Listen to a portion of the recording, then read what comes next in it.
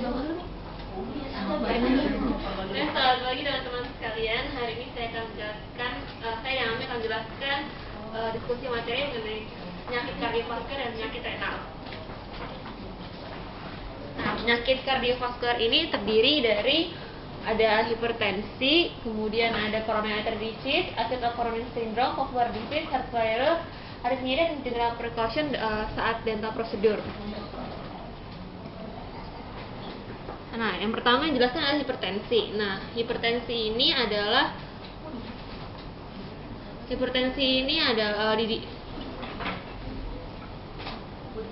memiliki systolic blood pressure lebih dari atau sama dengan 140 mmHg atau diastolic blood pressure lebih dari sama dengan 90 mmHg. Nah, kemudian hipertensi ini diklasifikasikan sebagai primary dan secondary. Dan hipertensi ini merupakan faktor resiko yang untuk coronary artery disease yang paling besar. Dan treatmentnya ini difokuskan pada prevention. Jadi itu untuk mengurangi komplikasi yang biasanya kemudian akan memberikan efek pada organ-organ seperti otak, jantung, kemudian ginjal, mata, dan arteri peripheral. Nah, komplikasi hipertensi ini bisa dilihat ada hemorrhage, kemudian hipertrofi ventricular, heart failure, renal insufficiency, dan arteriosclerotic disease. Nah, tabel ini dilihat ini adalah risk factor untuk penyakit kardiovaskular. Jadi hipertensi itu yang paling pertama. Kemudian penyakit kardiovaskular ini biasanya dia punya target organ damage. Jadi yang organ yang menjadi targetnya itu jadi biasanya ada di hati, di jantung dan di otak. Untuk mendiagnosisnya hipertensi ini, jadi hipertensi ini merupakan penyakit yang panjang dan asimptomatik sehingga banyak pasien yang tidak terdiagnosa hipertensi. Jadi diagnosa ini baru bisa dibuat setelah mengukur adanya kenaikan blood pressure yang diukur di beberapa kali pertemuan. Jadi bukan hanya sekali pertemuan saja. Dan untuk mendiagnosisnya perlu untuk mengambil history tentang symptoms of organ dysfunction, kemudian lifestyle habits, diet, dan psychosocial factor. Sampai jam berapa sih? Jam 10. Jam berapa? Jam 10.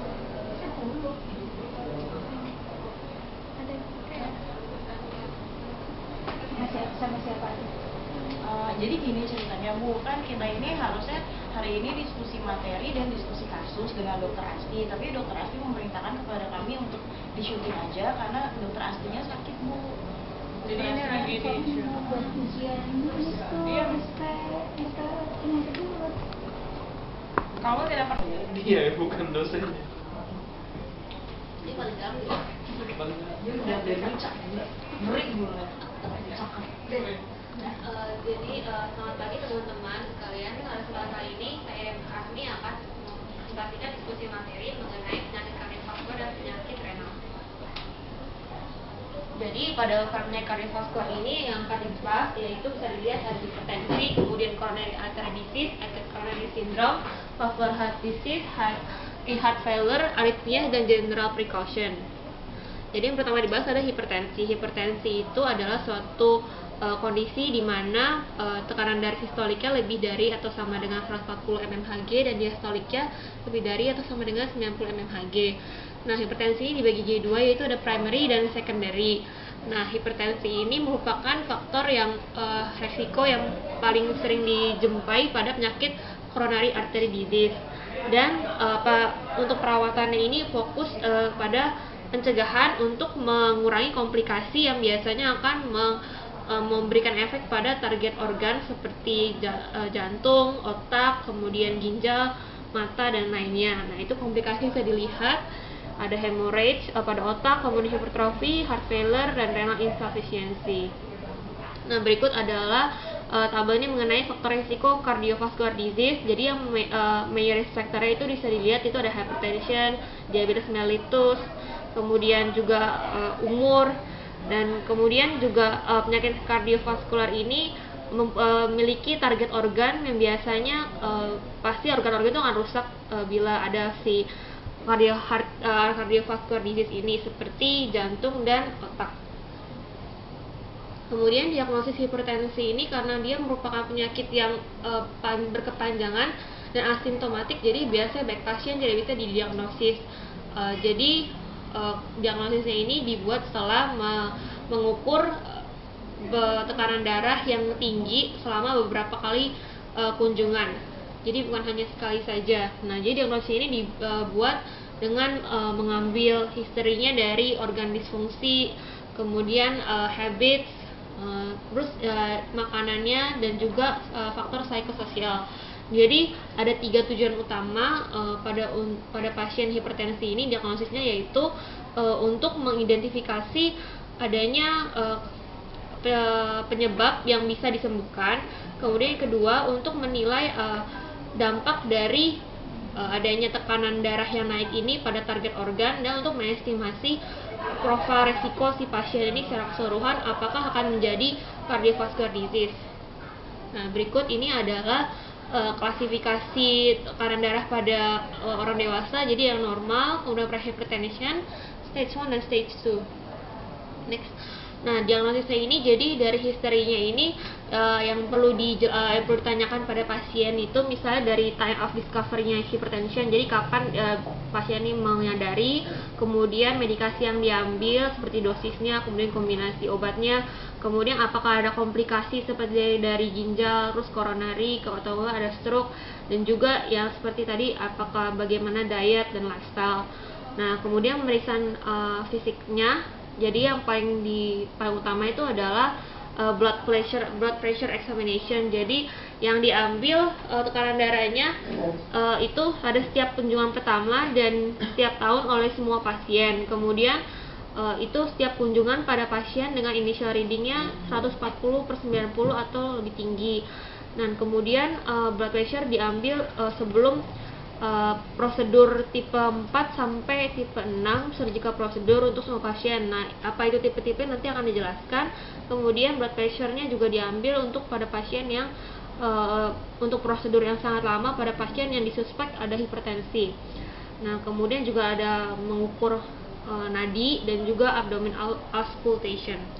Nah, kemudian tes laboratori additionalnya untuk diagnosis hipertensi, jadi bisa menggunakan rutin laboratory test seperti hemoglobin, urinalysis, rutin blood chemistry. Kemudian juga untuk mengukurnya bisa menggunakan HDL yang high density lipoprotein, dan juga bisa menggunakan tes additional lainnya seperti EKG, kemudian ambulatory BP monitoring, plasma renin activity, dan radiologic testing. Kemudian manajemen untuk si hipertensi ini, pertama dari lifestyle modification-nya, itu bisa untuk mereduksi, mengurangi berat badan, kemudian menggunakan eating plan DASH, terus mengurangi sodium atau mengurangi garam, terus aktivitas fisik, dan mengurangi penggunaan alkohol. Kemudian medikasi yang bisa digunakan itu bisa dilihat ada diuretik, B-blocker, calcium channel blockers, angiotensin, dan direct vasodilator.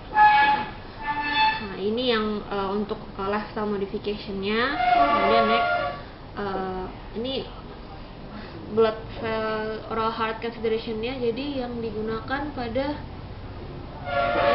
ini yang jadi pertama itu kan yang sama kayak yang tadi, pengukuran blood pressure. Terus kemudian sebelum kita melakukan prosedur dental, apa aja yang harus dilakukan, seperti mengakses adanya hipertensi. Kemudian kita bisa mengakses juga di mana ada target organ disease, dan juga memodifikasi si dental treatmentnya itu. Jadi yang di bawah juga dijelaskan apabila dia kurang dari 159/99 apa saja modifikasinya, kemudian 160/179.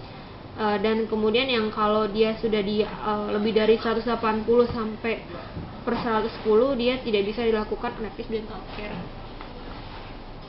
Nah, oral health consideration-nya, jadi kita harus juga aware pada medikasi-medikasi yang bisa memberikan systemic side effect, kemudian drug interaction-nya, dan juga harus di note juga kalau medication ini bisa menyebabkan intraoral perubahan pada intraoral seperti dryness, terus overgrowth gingival, dan ulcerasi. Nah, kemudian ini kategori dental prosedurnya yang saya tadi jelaskan ada tipe-tipe. Jadi yang pertama non surgical prosedur itu ada tipe 1 seperti pengambilan radiograf, kemudian DHE, studi model impression. Type 2 yang dia operatif dentistry, profilaksis dan ortodontik. Type 3 dia yang udah advance seperti scaling, root planning dan endodontik. Nah, itu masuknya non surgical. Kemudian B itu dari 4 yang mulai surgical seperti ekstraksi atau kuret. Kemudian yang 5 itu dia ekstraksi sudah multiple, surgery atau gingiviectomy. Dan terus yang keenam yang paling surgicalnya itu yang sampai full arch atau full mouth extraction, orthodontic surgery. Next. Nah, ini jadi di sini bisa dilihat. Jadi misalnya dari blood pressure-nya itu, kemudian apa saja yang bisa prosedur yang diambil, tipe berapa saja dan apa protokolnya. Kemudian masuk coronary artery disease. Jadi coronary artery disease ini biasanya ini disebabkan karena atherosclerosis. Nah, atherosclerosis ini terbentuk karena dia formasi plak pada sirkulasi koronari yang itu akhirnya menyebabkan reduksi dari blood flow atau laju darahnya dan bisa menyebabkan myocardial ischemia dan akhirnya menyebabkan disfungsi organ. Coronary artery disease ini memiliki banyak faktor risiko seperti lipid, lemak, hipertensi, terus diabetes mellitus, merokok, terus kemudian lifestyle dan diet, terus olahraga, vitamin, obesity, plasma fibrinogen, antioksidan dan endothelial dysfunction. Nah, jadi pada tujuan ini tujuan utamanya untuk coronary artery disease ini untuk menghilangkan symptoms dan untuk meningkatkan perfusi organ. Jadi yang bisa dilakukan itu seperti mengurangi merokok, terus kontrol hipertensi dan diabetes, serta manajemen berat badan, dan juga bisa menggunakan lipid lowering terapi. Nah, diagnosisnya ini biasanya dibuat dari clinical presentation yang ini. Jadi biasanya si pasiennya ini memiliki simptom-simptom seperti rasa tightness di dada, kemudian jaw discomfort, terus sakit di lengan kiri, dyspnea dan epigastric distress. Tapi banyak pasien yang menyangkal memiliki sakit di dada. Jadi kita sebagai clinician harus bisa merespon dari simptom-simptomnya itu.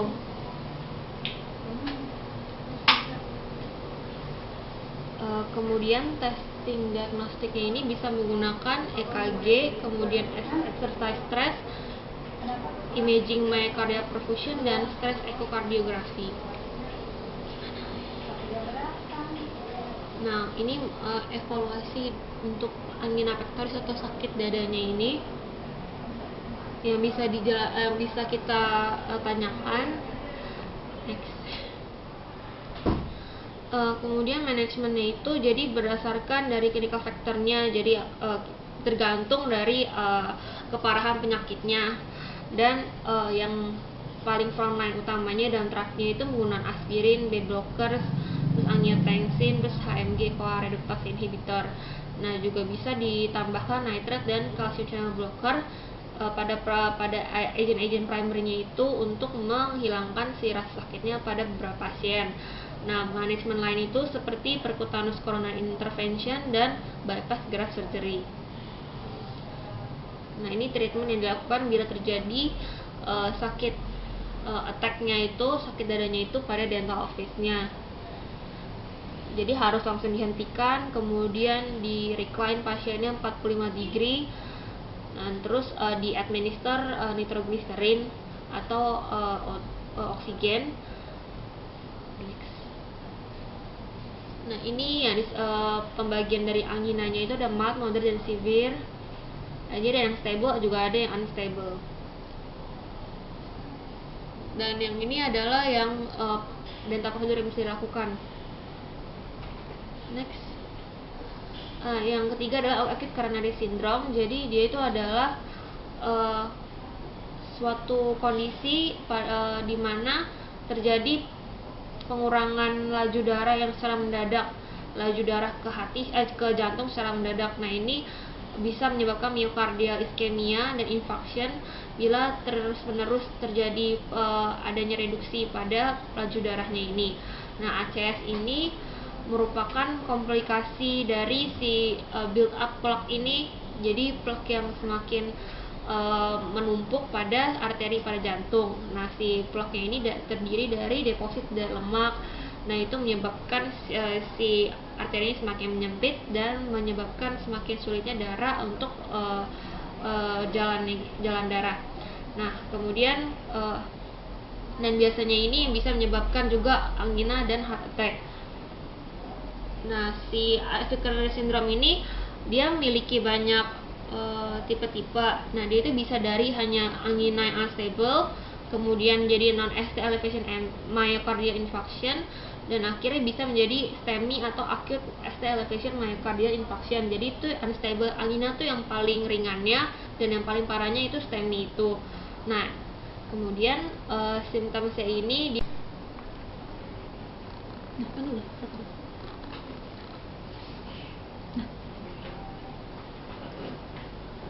kemudian ini adalah medication regimen pada prosedur dental. Next.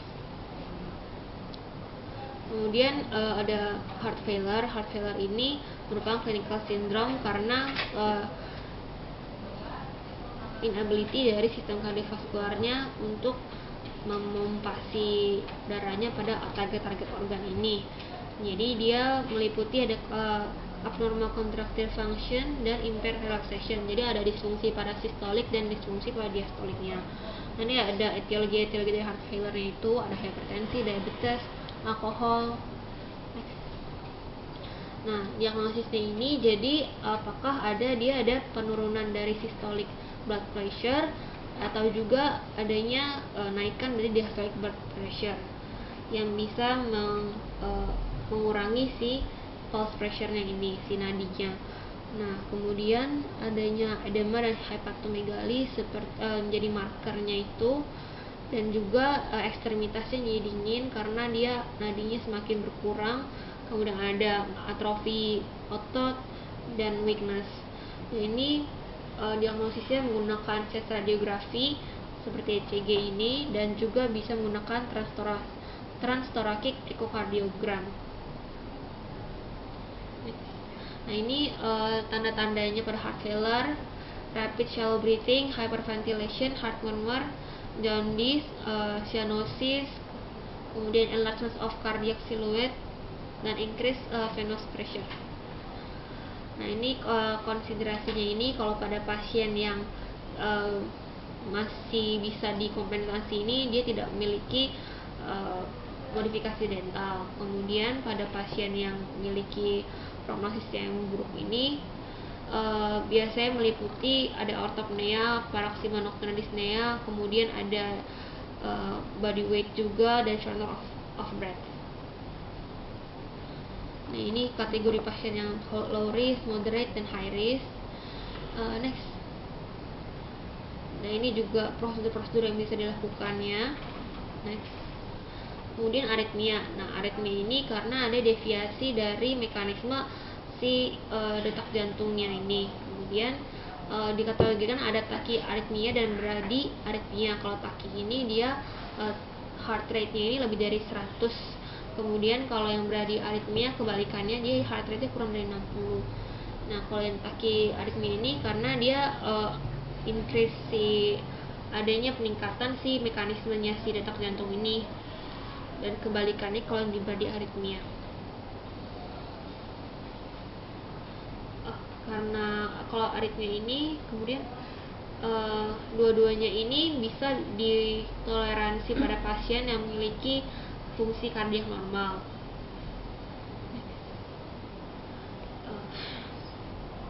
Nah, ini manajemennya ini untuk yang aritmia: konsultasi, kemudian minimize stress, minimize use of epinephrine, dan consider hospitalization apabila dia melakukan prosedur yang stressful.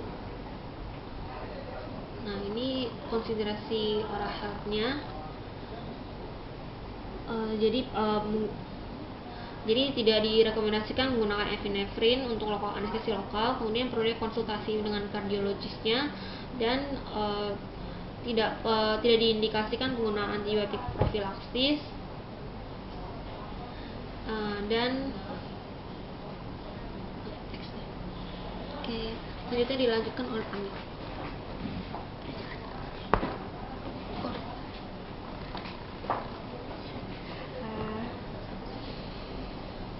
Selanjutnya masuk ke renal disease atau penyakit ginjal. Ya, ini anatominya.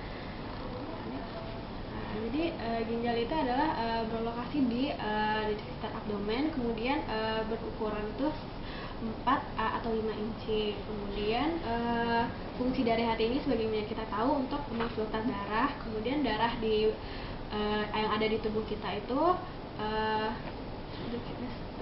jadi akan difilter beberapa kali dalam sehari. Untuk mendiagnosis diagnosis prosedur dalam penyakit renal ini itu bisa dilakukan serum chemistry, kemudian urinalisis, ada creatinine clearance test, kemudian intravenous kriografi, renal ultrasonografi, kemudian CT scan, MRI scan, urin dan blood culture, kemudian ureteroskopi dan biopsi. Nah, kemudian renal failure ini jadi diklasifikasikan berdasarkan 2 kriteria. Yang pertama dari onsetnya, yaitu ada renal failure akut dan kronik. Kemudian berdasarkan lokasinya itu, jadi ada dibagi pre-renal, kemudian renal or intrinsic, dan post-renal failure. Nah, yang pertama itu ada acute renal failure. Jadi ini tuh karakteristiknya itu oleh rapid decline gitu, jadi dari fungsi si renalnya ini. Kemudian medikasinya biasanya itu biasanya disebabkan oleh medikasi, kemudian komplikasi dari pregnancy, kemudian trauma yang paling sering menyebabkan acute renal failure ini. Biasanya klinikalnya itu oliguria, yaitu volume urinnya kurang dari 400 ml per hari, kemudian diuresis, dan kemudian penyebab dari ARF ini biasanya dibagi menjadi 3 diagnosis kategori tadi, yaitu pre-renal failure, post-renal, dan acute renal failure. Kemudian ada yang pre-renal. Jadi pre-renal itu maksudnya adalah kelainan ginjal yang sebelum ginjal gitu. Pre itu before, dan renal itu adalah ginjal. Jadi biasanya disebabkan karena berkurangnya suplai darah ke ginjal. Biasanya itu penyebabnya itu adalah hipovolemia, kemudian dehidrasi, poor intake of fluid, kemudian medikasi, kemudian abnormal blood flow. Kemudian renal. Nah, renal ini adalah kerusakan yang terjadi pada ginjalnya langsung. Nah, ini biasanya sepsis. Kemudian medikasinya, beberapa medikasi itu bersifat toksik kepada ginjal seperti NSAID, kemudian antibiotik, lithium, dan iodin. Kemudian rhabdomyolysis, kemudian multiple myeloma, dan hemolytic uremic syndrome. Nah, post-renal ini jadi kerusakan yang terjadi pada bagian setelah si renalnya ini. Nah, biasanya itu disebabkan karena obstruksi dari ureter yang bisa menyebabkan tekanan itu balik lagi ke si ginjal.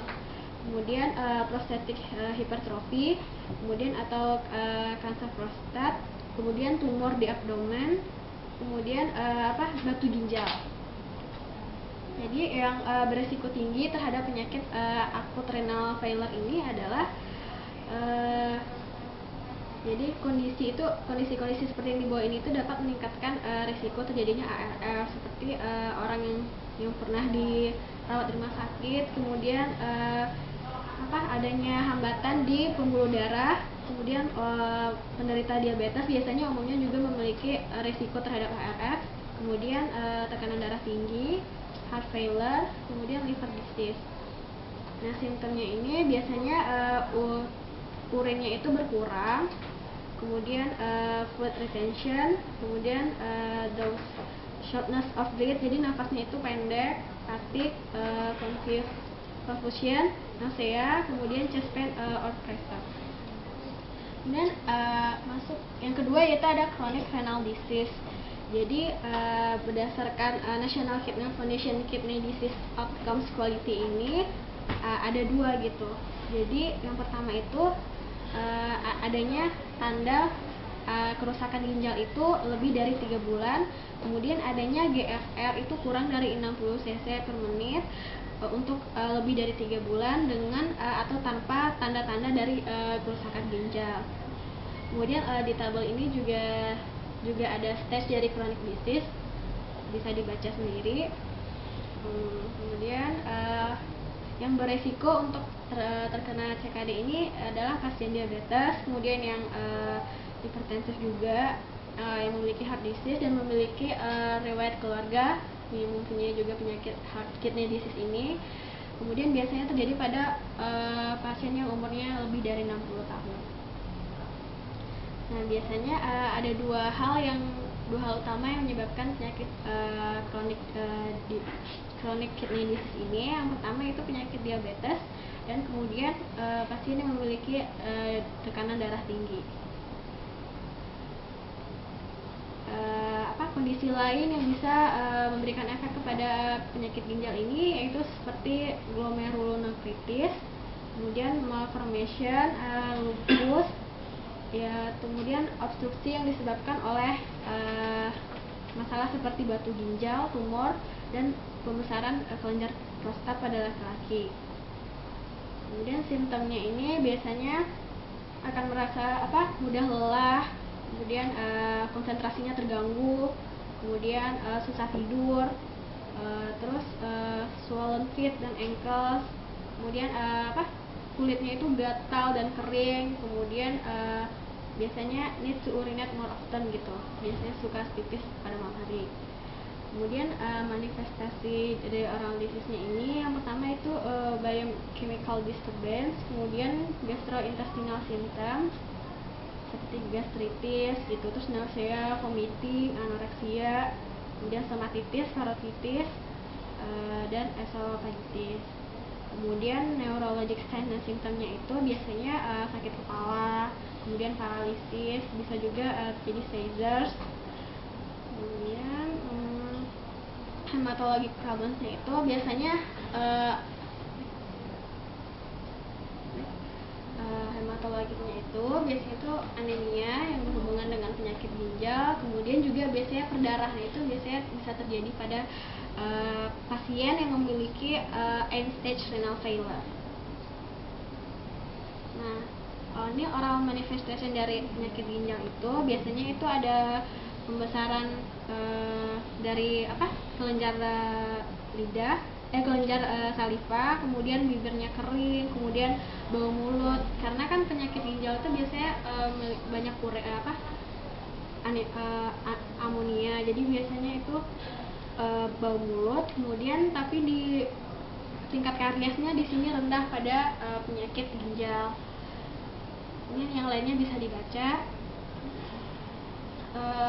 Kemudian ini radiographic manifestasi dari renal disease seperti demineralization dari tulang, kemudian loss of bony trabeculation, kemudian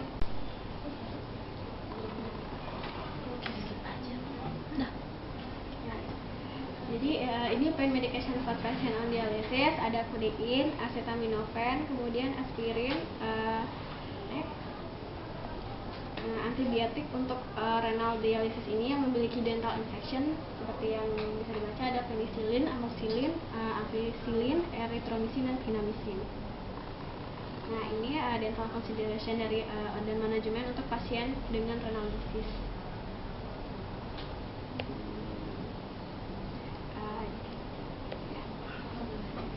Sekian presentasi dari kami. Selanjutnya lanjut ke diskusi kasus. Oh iya, ya, selamat pagi teman-teman. Sekarang saya akan menjelaskan case report yang berjudul Suspect Behçet Disease. Ini dimulai dari status pasiennya. Pasien pertama datang 16 Januari 2015 dan yang saya dapatkan yang terakhir datang itu 16 Oktober 2015 dengan 12 kali kunjungan. Laki-laki 22 tahun dan dikonsulkan dari RSUD Cibinong. Lalu ini first visitnya di ruangan OM di RSCM 16 Januari. Anamnesisnya, pasien dikonsulkan dari RSUD Cibinong dengan working diagnostiknya stomatitis. Ini pasien sudah pernah dari dokter THT lalu ke internis umumnya, terus lalu dikonsulkan ke dokter gigi. Pasien mengeluhkan mengenai sakit pada kerongkongan, rasa tidak enak pada kerongkongan dan mulutnya diakibatkan oleh stomatitis yang sudah muncul sejak 2 tahun, pindah dari satu tempat ke tempat lain dan tidak diawali dengan lentingan. Dan pasien juga merasa ada seperti jamur di dalam rongga mulutnya. Akibatnya pasien merasa kesusahan untuk makan dan penurunan berat badan. Dan stomatitis ini berlangsung secara rekuren. Pasien telah diberikan obat-obatan seperti ini yang untuk Abatil dan betadine itu hanya tidak diberikan, tapi inisiatif pasien menggunakannya. Tidak ada riwayat keluarga dan lesi hanya muncul di rongga mulut. Lalu pasien tidak pernah ke dokter gigi sebelumnya, tidak pernah mengambil laboratorium tes apapun, dan pasien menyangka pernah memiliki hubungan seksual. Tadi malam pasien terjadi perdarahan segar dan banyak pada BAB-nya. Ini penyakit sistemiknya semuanya disangkal. Lalu pemeriksaan oralnya, ekstraoralnya semuanya tidak ada kelainan dan tidak ada keluhan. Untuk intraoral examination-nya hanya ada multiple diastema dan atrisi, osisnya buruk, lalu inflamasi pada gigi. Ini untuk jaringan lunaknya pada labial mukosa atas, eritema, labial mukosa labial bawah itu ulcerasi dalam. Lalu pada lidahnya deep fissure, deep ulcer, dan pada ventral lidah ulcerasi dari ventral sebelah kiri ke sebelah kanan. Lalu pada komisuran bibirnya juga ada seperti luka gitu, dan eritema pada pilar tonsilnya. Clinical problemsnya ini yang tadi seperti saya bilang, ulcerasinya rata-rata dalam, kekuningan dengan dasar putih. Lalu untuk diagnosisnya itu diagnosis pertamanya actus like ulcer, yang keduanya itu adalah gingivitis marginalis chronis. Treatment yang pertama diberikan itu pertama yang pasti KIE, itu penjelasan tentang perawatan oral hygiene yang benar bagaimana, lalu mengeliminasi faktor fokus infeksi yaitu dengan scaling, lalu pasien disarankan untuk mengambil tes darah. Untuk treatmentnya sementara diberikan doxycycline dan entraxol, observasi untuk 1 minggu. Lalu ini visit kedua dan visit ketiganya. Visit keduanya lesi udah mulai sembuh dan sudah painless, less pain sih tepatnya. Terus medikasi digunakan secara benar. Pada visit ketiga lesi sudah lebih sembuh lagi dibanding visit kedua. Pasiennya sudah bisa makan. Di sini pasien sudah naik berat badannya, tapi tetap memiliki rasa sakit pada tenggorokannya, tidak disertai dengan demam, batuk ataupun perdarahan pada BAB lagi, tapi pasien mengeluhkan rasa pegal. Di sini tes darahnya hemoglobin dan HTC-nya, hematokritnya turun, itu menandakan bahwa pasiennya mungkin memiliki anemia. Terus di sini white blood cell-nya itu naik. Kalau misalnya turun itu biasanya dia sel darah putihnya turun itu biasanya dia ke arah virus-virus, tapi kalau naik itu biasanya lebih ke inflamasi kronis, bakteri dan segala macamnya. Dan laju endap darahnya naik. Laju endap darah itu bahasa Inggrisnya ESR itu kalau naik biasanya itu menunjukkan ada suatu inflamasi yang kronis. Terus ini extraoral examination pada visit kedua dan visit ketiga normal. Pada visit kedua problemnya itu sama seperti visit pertama, tapi sudah mulai mengecil secara ukuran. Terus ada ulcerasi baru di retromolar pad. Pada visit ketiga sudah lebih kecil lagi, tapi juga tetap ada ulcerasi baru. Ini adanya di mucobukal fold yang sekarang. Terus diagnosisnya tetap sama, masih sama seperti visit 1. Treatmentnya ini pada visit kedua pasiennya belum melakukan scaling, jadi treatmentnya KIE lagi, scaling lagi, terus doxy. Lalu untuk visit ketiga KIE lagi, pro scaling lagi karena belum juga dilakukan. Terus dikonsulkan ke internis di RSCM, diberikan doxycycline dan surbexdet ini sebagai vitamin. Lalu untuk visit keempat dan visit ke-12 sampai visit ke-12, visit keempat pasiennya ini udah lama, kan tadi terakhir sekitar Januarian, Februari tadi. Pokoknya sekarang jadi lama sampai April karena pasiennya punya pekerjaan baru, kerja di pabrik gitu, terus punya ulcerasi baru di palatum disertai dengan rasa sakit pada perut dan juga demam kalau malam, kalau pagi demamnya menghilang. Diagnosisnya berubah jadi SAR mayor karena gede-gede ulcerasinya. Treatmentnya ini KIE, doxycycline, supportive care-nya jadi teragram. Terus diberikan disarankan untuk mengambil lab test untuk HSP1 dan HSP2. Lalu pada visit kelimanya pasiennya karena telah dirujuk ke internis, oleh internis diberikan methylprednisolone, lansoprazole. Habis itu setelah mengambil MP itu methylprednisolone itu ulcerasinya mulai berkurang secara ukurannya. Tapi ulcerasi pada palatumnya itu dia merasa ulcerasi pada palatumnya itu meluas hingga ke tenggorokannya itu, sehingga jadi lebih sakit lagi dan pasiennya jadi nggak bisa makan. Nah, working diagnosisnya SAR mayor, DD-nya itu RIH. Treatmentnya ini KIE. Kalau yang mulai visit ke belakang ini, treatment KIE-nya ini sekaligus untuk menjelaskan pemakaian obat-obatannya. Lalu untuk ulcerasinya ini diberikan chlorhexidine, supportive care-nya sama kayak sebelumnya, lalu diberikan antiviral aciclovir 200 mg. Ini resultnya anti HSP1-nya IgG-nya naik, IgM-nya normal. IgG naik itu kan yang pernah kita tahu, IgG naik ini mencerminkan dia suatu bentuk yang kronis kan, makanya IgG ini sesuatu yang makanya di RIH karena kayaknya sepertinya sesuatu yang rekuren gitu loh. Terus selebihnya nilai-nilainya kurang mirip-mirip lah sama tes dia pertama. Lalu visit ke-6 itu pada tanggal 11 Mei masih menggunakan obat yang diberikan pada visit ke-5 dengan benar dan rajin, antiviral dan vitaminnya digunakan. Lalu tidak muncul lesi baru dan pasiennya juga udah mulai bisa makan. Diagnosisnya sekarang jadi berubah kan, RIH, karena diberikan antiviral dia jadi sembuh. Terus treatmentnya itu KIE diberitahukan bahwa RIH ini merupakan suatu penyakit yang recurrent dan makanya kita harus mengurangi faktor-faktor predisposisinya. Terus pasiennya tetap melanjutkan antiviral dan supportive care-nya sama seperti yang sebelumnya. Nah, karena di sini akhirnya kayak nggak muncul lesi baru, makanya treatment pada bidang kedokteran giginya dirasa sudah cukup, jadi sudah dihentikan treatment di kedokteran giginya. Namun tiba-tiba pada visit ke-7 tanggal 18 Juni pasiennya datang lagi dikonsulkan dari THT karena dianggap rekarensi dari HSP1-nya muncul.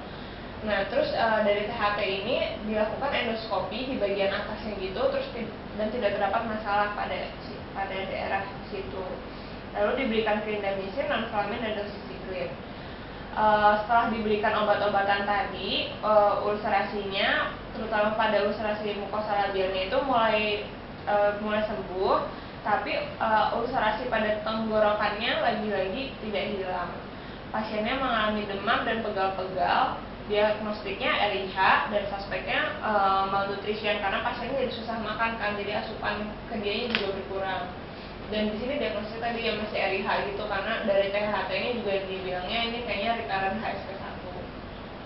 Treatmentnya itu KIE, di sini KIE-nya ini untuk mengimprove nutrisinya gitu, untuk memperbaiki nutrisi. Lalu untuk RIH-nya diberikan doxycycline. Terus disuruh untuk pemeriksaan darah lagi, anti HSP1, IgG dan IgM. Lalu ini visit ke-8 pada tanggal 28 Agustus. Sekarang pasiennya punya pekerjaan baru, 8 jam per hari pekerjaannya, belum melakukan pemeriksaan lab. Ini karena ada masalah di rekam medik kayak gitu kalau nggak salah. Nah, terus ulcerasinya mulai healing kecuali yang di tenggorokannya itu difficult to eat, jadi pasiennya jadi susah makan. 2 minggu lalu pasiennya jadi demam setelah pasiennya makan makanan pedas. Clinical problemsnya itu masih sama, lesinya tuh pada labial mukosa, lateral, lidah bagian lateral, dan juga pada palatum yang meluas hingga ke tenggorokannya itu ukurannya 10-15 mm. Diagnosisnya masih RIH, treatmentnya KIE, Ciclovir, Minoserp, dan supportive care. Lalu pada visit ke-9 itu pada tanggal 25 September tidak ada ulcerasi baru, ulcerasinya mulai sembuh kecuali lagi-lagi lesi pada palatum yang meluas ke tenggorokannya itu sekarang ukurannya jadi 25x30 mm dan sakit. Diberikan methylprednisolon oleh dokter penyakit dalamnya, oleh IPD-nya. Diagnosisnya sekarang berubah jadi suspect Behçet disease. Treatmentnya ini Inpepsa oral suspension. Dan lalu dikonsulkan ke THT untuk melakukan swab test. Nah, ini beberapa visit terakhir. Visit ke-10-nya pada Oktober tanggal 9, ini ulcerasi pada tenggorokannya mulai healing, belum melakukan swab test, belum sempat melakukan swab test, terus tapi muncul lesi baru pada mukosa labial dari 42 sampai 32, ukurannya 4x6 mm, itu gede banget, hampir di seluruh mukosa labialnya. Diagnosisnya ini suspect Behçet disease, treatmentnya KIE, terus dikonsulkan juga ke THT untuk dilakukan swab test lagi karena belum sempat, dan dikonsultasikan ke dokter kulitnya untuk mengkonfirm apakah ini beneran Behçet disease atau bukan. Terus pada Oktober 16, tanggal 16 kunjungan ke-11-nya, dermatologisnya menyatakan bahwa tidak ada pertanda dari Behçet disease pada pasien ini. Ulcerasinya masih sama, tapi pasiennya merasakan sakit banget, kayak jadi ditanya pas anamnesis kira-kira dari 1 sampai 10 skor sakitnya berapa, dia bilang 8. Tapi pasiennya kurang istirahat juga sebenarnya karena pasiennya ini night shift at work gitu, jadi dia shift malam, jadi dia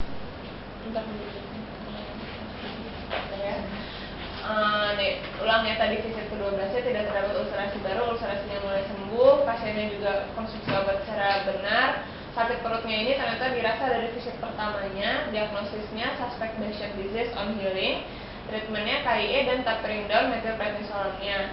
Nah, terus kumur suprafatnya tadi kan sebelum breakfast ya, sekarang sudah dihentikan. Habis itu dia sekarang disuruhnya tuh sarapan, baru konsumsi omeprazol 15-30 menit kemudian baru konsumsi methylprednisolon, dan itu udah di tapering down, jadi dosisnya udah 18 mg sekarang kalau pagi dan 8 mg kalau sore, di tapering 2 mg. Terus lalu setelah itu kumur buang rosiklin. Lalu terakhir disarankan untuk dilakukan gastroendoskopi di bagian bawah, di GIT bagian bawah. Nah, ini literatur reviewnya. Jadi apa sih Behçet disease itu? Behçet disease itu dideskripsikan sebagai symptoms yang mempunyai triad of symptoms gitu. Jadi ada 3 gejalanya, triad 3 itu. Terus itu tuh including recurring oral ulcers, recurring genital ulcers, dan eye involvement. Lalu menurut jurnal-jurnal yang terbaru juga sekarang dikategorikan bahwa Behçet disease ini merupakan multisystem disorders dengan many possible manifestations. Jadi manifestasinya itu bisa beragam gitu loh. Penyebabnya masih belum diketahui, tapi ya penyakit itu merupakan penyakit autoimun yang sekarang diketahui itu gitu. Terus insidensi tertingginya itu pada pasien umur 25 sampai 40 tahun. Ini oral findings-nya, kecilan dari sini tulisannya. Jadi oral mukosa merupakan the most common site dari Behçet disease ini. Jadi emang Behçet disease ini paling seringnya mengenainya itu oral mukosa. Nah, lesinya tidak dapat dibedakan baik secara klinikal ataupun psikologikal dari SAR. Makanya dari tadi kan juga diagnosis awal-awalnya SAR gitu kan. Bisa mild recurring oral lesions atau deep large scarring dan sangat sakit lesinya, seperti SAR mayor. Lalu dapat ditemukan di mana saja pada mukosa mulut, terutama di daerah faringeal. Makanya di dekat tenggorokannya tadi itu kan, mungkin itu juga yang menyebabkan pasien ini dikategorikan Behcet disease. Lalu genital area merupakan area kedua yang terkena, yang lebih sering terkena. Lalu juga ada lesi pada matanya, itu bisa kena di konjungtivitis dan lain-lainnya. Dan kalau parah itu bisa menuju ke arah kebutaan. Lalu kalau pada skin lesionsnya itu, lesi pada kulitnya itu biasanya muncul tuh erythema nodosum, dan ada manifestationnya itu bisa kena sistem saraf pusat, terus artritis, intestinal ulcerations, dan lain-lain. Ini manifestasinya kecilan ya. Intinya ini tabel-tabel ini. Ini cara penegakan diagnosisnya. Jadi ada dua kategori, bisa dari ISG. ISG ini punya ISG ya, ini punyanya WHO, yang ICBD ini punyanya internasional baru gitulah ya. Nah kalau yang menurut ISG ini, dia manifestasinya itu ada di mulut, ada di genital, dan ada mulut, genital, kulit, dan juga di mata. Lalu terakhir itu ada di Petersky phenomenon. Jadi ini Petersky ini itu merupakan reaksi sensitivitas dari kulit. Jadi kalau misalnya orang, dan Petersky phenomenon ini biasanya itu ditemukan pada pasien Behcet disease. Jadi yang akan dilakukan oleh dokter kulitnya itu, dia akan mensuntikkan jarum steril pada kulitnya, lalu pada kulit pasien tersebut disuntikan biasa aja, terus jarumnya ditarik, lalu dilihat dua hari kemudian biasanya muncul benjolan. Jadi kayak reaksi berlebihan dari imun pasiennya, padahal hanya dengan minor trauma gitu. Maksudnya, jadi dengan minor trauma saja reaksi kulitnya itu jadi berlebihan gitu. Nah kalau menurut ISG ini, lesi pada oral ini merupakan sesuatu yang wajib. Jadi lesi pada oral disertai dua items dari sisanya, yang genital, mata, kulit, dan Petersky phenomenon ini, pasien ini baru dikategorikan sebagai Behcet disease gitu, ngerti kan? Nah terus kalau yang menurut ICBD ini sama, 5-nya tuh sama kayak yang ISG, dia ditambah juga vascular manifestations. Ya ditambah vascular manifestation, jadi manifestasi dari vascular. Nah kalau menurut ICBD ini, yang jadi tuh ini sistemnya per poin itu punya skornya gitu. Yang paling besar itu skornya dipegang oleh ulcerasi pada genital. Pada genital ini kalau pada laki-laki di penisnya, kalau pada wanita di labianya itu. Kalau menurut ICBD ini, lesi pada genital dan lesi pada mata itu mempunyai 2 skor, masing-masing punya 2 skor, sisanya punya 1 skor. Nah kalau skornya didapat 3 atau lebih, dia baru ditegakkan sebagai Behcet disease. Tuh, ngerti ya? Nah ini treatmentnya, ini tergantung dari tingkat keparahan dan juga sites involvement, jadi kenanya gimana aja gitu. Biasanya kombinasinya yang digunakan itu kombinasi dari imunosupresif dan juga kortikosteroid. Ini discussion and conclusionnya. Ya Allah kecil lama ngomong. Discussionnya itu intinya riwayatnya itu, ini saya jelasin, dengerin suara saya. Riwayatnya itu pasien mengeluhkan muncul seperti sariawan pada mulut dan pada tenggorokannya, recurrent selama 2 tahun, dan pasiennya kesusahan makan sehingga berat badannya turun. Diagnosis pertamanya itu aphthous-like ulcer, diagnosis keduanya itu SAR mayor, diagnosis ketiganya itu RIH, sampai akhirnya sekarang ditegakkan suspect disease. Semua ulcerasi pernah sembuh dan pernah decrease secara ukurannya pernah mengecil, kecuali yang di palatum yang meluas ke tenggorokan itu. Diagnosis terakhir ini suspect Behcet disease. Manifestasi pada pasiennya di sini itu adalah ulcerasi yang recurrent pada rongga mulutnya seperti SAR mayor, tapi tidak ada lesi pada daerah tubuh lainnya termasuk genital dan kulit. Behcet disease merupakan penyakit yang autoimun dan ditreatment dengan kortikosteroid dan imunosupresif dan telah dibuktikan efektif. Konklusinya, Dengan riwayat clinical examination dan laboratory results, pasien ini dikategorikan Behcet disease. Behcet disease merupakan penyakit yang autoimun, etiologinya belum diketahui, mempunyai triad of symptoms, yaitu recurring oral ulcers, recurring genital ulcers, dan eye involvement. Kalau pada pasien ini yang dia punya adalah recurring oral ulcersnya. Lesi paling bagus diobati dengan kortikosteroid dosis tinggi dan imunosupresif, dan it's proven efektif. Oke. Nah itu tadi.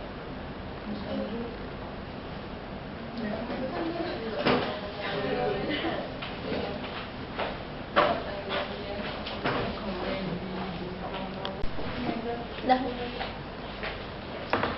Saya akan menjelaskan mengenai kasus pseudomembranous candidiasis atau thrush. Jadi pasien ini datang pada tanggal 23 Oktober 2015. Namanya itu, kemudian jenis kelamin laki-laki, umurnya 36 tahun. Jadi anamnesisnya ini, pasien itu datang dan dikonsultasikan dari RSUD Serang dengan diagnosis nasopharyngeal cancer. Nah, pasien ini mengeluhkan, jadi itu kayak hidungnya itu tersumbat di bagian kiri sejak 2 bulan lalu, kemudian tapi tidak ada mimisan dan rasa sakit di tenggorokannya, cuman masih bisa mengelas. Kemudian gigi di bagian kiri atas bawahnya itu berasa seperti baal gitu seminggu yang lalu. Jadi rasanya itu saat makan tidak ada rasa sama sekali. Kemudian sakit di bagian palatum kiri, kemudian bibir atas dan bawahnya kering karena pasien mengakui mouth breathing sejak 2 bulan lalu. Kemudian pasien mengaku tidak pernah berobat gigi dan sikat giginya 2 kali sehari, yaitu pada pagi dan sore hari. Sikat gigi pada malam hari itu jarang. Kemudian pasien juga tidak menggunakan obat kumur. Pasien mengaku pernah melakukan biopsi pada tanggal 9 Oktober dan mengkonsumsi salah satu jenis obat yang diberikan oleh THT, tapi pasien tidak tahu itu obatnya apa. Kemudian pernah dirawat rumah sakit karena sakit usus buntu sekitar 10 tahun yang lalu. Kemudian riwayatnya itu pernah merokok ketika SMA sekitar 10 tahun lalu, 1 bungkus per hari. Namun 4 bulan lalu sudah berhenti karena didiagnosa penyakit kanker di nasofaringnya. Riwayat keluarganya itu saudara pasien memiliki kanker paru-paru. Kemudian historisnya itu, jadi pada tanggal 7 Oktober itu pas saat dia didiagnosis penyakit kanker nasofaring itu, telinga kirinya itu sakit 3 bulan lalu dan berbunyi sejak 2 bulan lalu, jadi pendengarannya itu berkurang. Kemudian telinga kanannya itu keluar seperti ada kerak itu, cuman di bagian kirinya enggak. Kemudian hidungnya tersumbat namun tidak ada mimisan. Kemudian ada bengkak gitu di kiri dan kanan dari lehernya sekitar 1 bulan yang lalu, dan dia didiagnosa kanker nasofaring. Kemudian ini pemeriksaan ekstra oralnya untuk mandibular kanannya teraba dan tidak sakit. Kemudian di les mandibularnya dan segmentalnya itu teraba, sakit dan ada masa final itu. Kemudian di cervical kanan teraba, tidak sakit, ada massa seukuran 4 kali 5,5 kali 1,5. Kemudian warnanya itu sama dengan area sekitarnya. Kemudian les cervicalnya teraba, sakit dan terdapat massa dengan ukuran 2 kali 1,5 kali 1. Bibir bawahnya itu kering, ada deskremasi, sementara yang di atasnya tidak. Face-nya asimetri dan servo oralnya tidak ada kelainan. Nah, intraoral examination-nya itu ohisnya buruk, terdapat debris, stain dan calculus, dan ada inflamasi dari marginal gingiva. Kemudian jadi pada buka mukosa yang kanan terdapat plak putih, bisa dibuka dan meninggalkan area eritem, dan itu meluas ke palatum bule. Kemudian labial mukosanya tidak ada kelainan, palatum bulu dan palatum bule juga. Kemudian Kemudian di dorsalnya itu terdapat coating putih, ada kekuningan, sedikit air hitam, dan di bagian 2/3 posterior, dan yang lainnya tidak ada kelainan. Ini gambarnya. Ini gambar harusnya.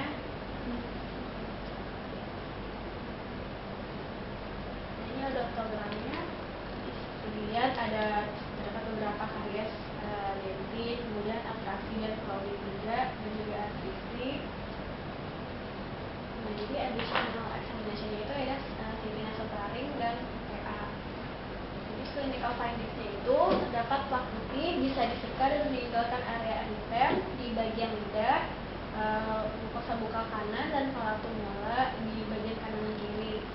Kemudian wajah bagian bawahnya itu, terutama yang sebelah kiri itu terasa baal daripada yang kanan. Juga gingivanya di bagian labia lingualnya juga terasa baal. Terus ada karies karsinoma pada gigi 27, karies dentin pada gigi 181728, atrisi dari 1626 dan 36 sampai 46, atraksi di 14, distinctive 3848, dan crowding di anterior tangan bawah. Kemudian diagnosisnya ini oral candidiasis, yaitu pseudomembranous candidiasis, kemudian celosis, kemudian gingivitis marginalis kronik, dan hiperemesis pada gigi 18, 17, 1428. Treatmentnya itu yaitu KIP, menjelaskan mengenai oral hygiene, dan menjelaskan efek dari radioterapi yang pernah dijalani oleh pasien ini, yaitu menyebabkan kering pada mulut. Kemudian treatment untuk celosisnya ini itu diberikan kasolin, dan treatment untuk oral candidiasisnya ini diberikan nystatin. Kemudian untuk menghentikan vokal infeksinya itu dilakukan scaling dan restorasi pada gigi-gigi yang karies. Nah, literatur review-nya ini itu oral candidiasis, jadi etiologinya itu adalah infeksi jamur, yaitu Candida albicans dan spesies Candida lain, contohnya itu Candida tropicalis atau Candida glabrata. Kemudian candidiasis ini terbagi dua, ada akut dan kronik. Kalau akut itu contohnya dentous stomatitis, angular cheilitis, median rhomboid glossitis, dan hiperplastic candidiasis. Nah, yang kronik ini pseudomembranous candidiasis dan erythematosa. Ada beberapa faktor predisposisi, yaitu lokal dan general. Kalau lokalnya ini seperti penggunaan gigi luar, merokok, terus atopic constitution, inhalation steroid, topical steroid, hiperkeratosis, kemudian imbalance of the oral microflora. Kemudian yang faktor generalnya itu seperti immunosuppressive disease, kemudian immunosuppressive drug, endocrine disruptor, hematologic deficiency.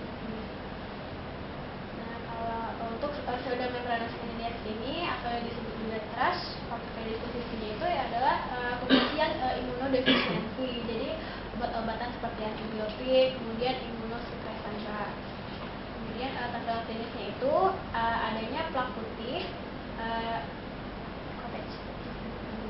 kemudian soft, creamy gitu nampaknya, dan meninggal di daerah mukosa yang terinflamasi, mudah diseka, dan biasanya itu meninggalkan daerah inflamasi, area inflamasi, erythematus, atrofik, dan mukosa yang terulcerasi.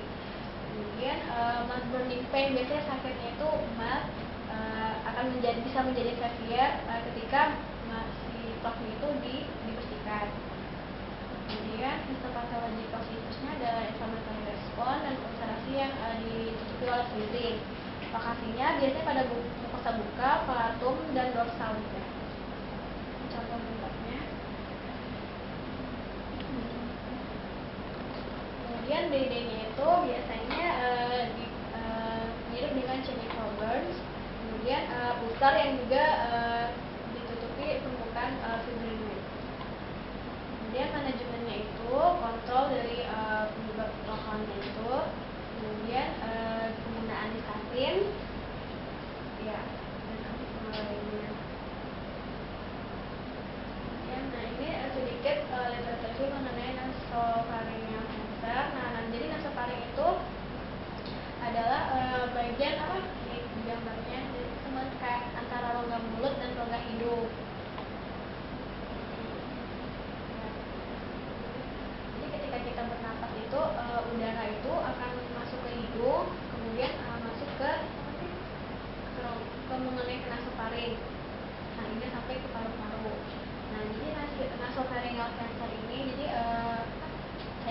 itu masih ini belum tahu nih apa penyebab utama dari nasopharyngeal cancer ini. Ada yang menyebutkan juga ini bisa berhubungan dengan virus EBV yaitu Epstein-Barr.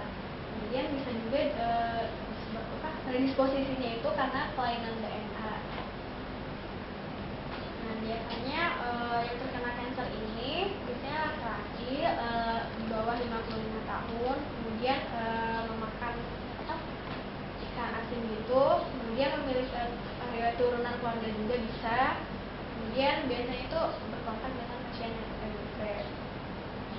Bisa juga yang memperparahnya itu pada perokok yang minum alkohol, kemudian bekerja di daerah yang banyak dingin dan bahan kimia. Simptomnya ini biasanya pasien akan memiliki penglihatan ganda, kemudian susah bicara gitu, terus ada infeksi di telinga, kemudian merasakan sakit atau cerebral, sakit kepala, pendengarannya berkurang, kemudian hidungnya tersumbat dan tenggorokannya sakit. Jadi diagnosisnya itu bisa menggunakan X-ray, CT scan, MRI, dan ultrasound dari si leher. Kemudian bisa juga dilihat dari tanda-tanda klinis pasien. Jadi treatmentnya ini untuk nasopharyngeal cancernya ini pertama radioterapi. Namun radioterapi ini bisa menyebabkan mulut kering, kemudian inflamasi, kemudian blindness, penglihatannya berkurang, kemudian brain stem injury dan nantinya jaringan-jaringan. Kemudian surgery, biologic drugs, kemoterapi dan paliative terapi. Nah, jadi hubungannya dengan pharyngeal cancer ini dan oral candidiasis ini, jadi literatur itu mengatakan sebenarnya treatment dari semua cancer ini memiliki resiko yang tinggi untuk terjadinya oral candidiasis gitu, karena seperti radioterapi gitu menyebabkan mulut kering, sehingga biasanya itu menyebabkan oral candidiasis ini muncul tinggi pada pasien-pasien yang menjalani treatment cancer ini. Kemudian juga pasien yang cancer ini kan biasanya imunnya turun gitu kan, terus juga jadi asupan nutrisinya juga terganggu gitu, jadi terjadi ketidakseimbangan di rongga mulutnya, menyebabkan hiposalivasi, sehingga itulah yang menyebabkan oral candidiasis ini biasanya tinggi pada pasien-pasien yang mengalami cancer treatment. Nah, ini discussionnya. Jadi historisnya itu kan pasiennya ini waktu awal datang sudah didiagnosa memiliki penyakit nasopharyngeal cancer. Nah, pasiennya itu mengeluhkan hidungnya tersumbat di bagian kiri, kemudian sakit di tenggorokannya. Coba Saya ingin bertanya pada Ami, apa kaitan oral candidiasis dengan KNF? Apakah oral candidiasis itu menyebabkan KNF atau sebaliknya? Jadi sebenarnya dari yang saya baca itu ada jurnal yang mengatakan semua penyakit kanker itu dari treatmentnya menyebabkan si oral candidiasis ini. Jadi kanker itu seperti radioterapi, kemoterapi itu berisiko tinggi terjadinya oral candidiasis. Nah, juga ada jurnal yang mengatakan si oral candidiasis bisa juga memperparah kondisi si KNF-nya sendiri, karena kalau oral candidiasis ini tidak diterapi, sebenarnya kan banyak infeksi flora ya. Nah, itu di saat makan juga bisa kena gitu KNF-nya. Jadi itu bisa memperparah juga. Jadi ada hubungan berbalik juga antara oral candidiasis dan KNF itu sendiri. Kalau yang Maya nggak ada di oral tapi di genital iya masih bisa dikategorikan lesion atau enggak. Kalau menurut skor penegakan diagnosisnya itu, walaupun pasien ini terjadi pun sebenarnya belum memenuhi skor sampai dikatakan lesion disease, tapi yang paling utama itu kalau menurut WHO itu biasanya di oral. Dan terus ini sekaligus menjawab pertanyaan ada nih. Jadi pasiennya ini kalau saya baca-baca di Bishop ini biasanya dia recurrent SAR tapi lebih dari 3 kali dalam 12 bulan gitu. Makanya pasien di sini itu lebih dari 3 kali dari 12 bulan, dan dalam 10 bulan itu aja pasiennya udah recurrent entah berapa kali gitu kan. Makanya dari dokter gigi, kalau menurut saya sendiri, makanya kenapa dokter gigi menyatakan bahwa itu Behcet disease dan masih suspek sebenarnya, karena dia belum bisa ditegakkan jadi Behcet disease-nya. Kalau nggak ada di orang tapi di genital iya, kayaknya itu jadinya masuk penyakit sexual transmission kali ya, nggak tahu sih, maksudnya ya mungkin seperti itu gitu. Lalu kalau di Adri, kenapa pada saat kontrol kelima WBC naik tapi diberi antivirus? Nah, yang ini kan pada kontrol kelima ini dia pasiennya pada saat sudah disuruh tes HSV kan. Nah, pas HSV itu dinyatakan IgG-nya naik, IgM-nya normal. Kalau IgG naik itu kan kronis, makanya dia dikatakan recurrent intraoral hepatika, diberikan antiviral makanya. Nah, WBC-nya naik ini, WBC naik ini kan dia menyatakan berarti dia ada suatu inflamasi kronis gitu, jadi kayak makanya ada dua sisi yang berbeda gitu. Makanya akhirnya juga dia dinyatakan kayaknya bukan karena virus nih, karena pada saat IgG-nya naik tapi WBC-nya juga naik. Sedangkan kalau misalnya di virus harusnya IgG naik, WBC turun kan. Nah, tapi di pasien ini tuh enggak, jadi makanya dikasih antivirus juga mungkin sebagai jaga-jaga backupan kalau emang pasien ini mempunyai penyakit dari virus, tapi tetap diberikan yang lain karena menurut hasil dari WBC pasien ini memiliki inflamasi yang kronis di penyakitnya gitu. Lalu pada pertanyaan Sunita, mengapa pada suspek Behcet syndrome pasien diberi treatment kafir? Nah, ini yang udah saya cari tahu, treatment kafir itu merupakan CA-nya tuh kalsium gitu kan. Tapi saya juga cari-cari hubungan kalsium untuk oral, manifestasi oral rata-rata hanya menyatakan pada jaringan kerasnya gitu loh, bukan jaringan lunaknya. Makanya saya bingung gitu. Saya juga belum tahu yang pertanyaan cerita kenapa diberikan kafir juga gitu. Terus pertanyaan terakhir, kenapa karies rendah pada pasien ginjal? Jadi pada pasien ginjal ini kan ada ureanya tinggi ya. Jadi pada urea pada saliva itu menyebabkan ini peningkatan pH saliva. Jadi dengan peningkatan pH saliva itu menghilangkan efek membentuk asam pada kalium ini. Jadi makanya kariesnya jadi rendah pada pasien ginjal. Iya, urea tinggi. Jadi kadang urea yang tinggi dalam saliva itu meningkatkan pH saliva. pH saliva ini kan bisa berakibat menjadi karies. Kemudian pertanyaan terakhir, risiko manifestasi orang khas penyakit jantung. Kalau misalnya jantung dia sebenarnya nggak ada hubungan langsung ya dengan manifestasi orang, tapi dia karena obatnya itu, karena obat penyakit jantungnya. Nah, pakai obat penyakit jantungnya dia menyebabkan serostomia biasanya jadi intraoral, jadi kering, terus dia ada pembesaran gingiva dan kemudian ada ulcer. Itu lebih dari karena obatnya sih, obatnya sendiri bukan karena penyakitnya itu sendiri.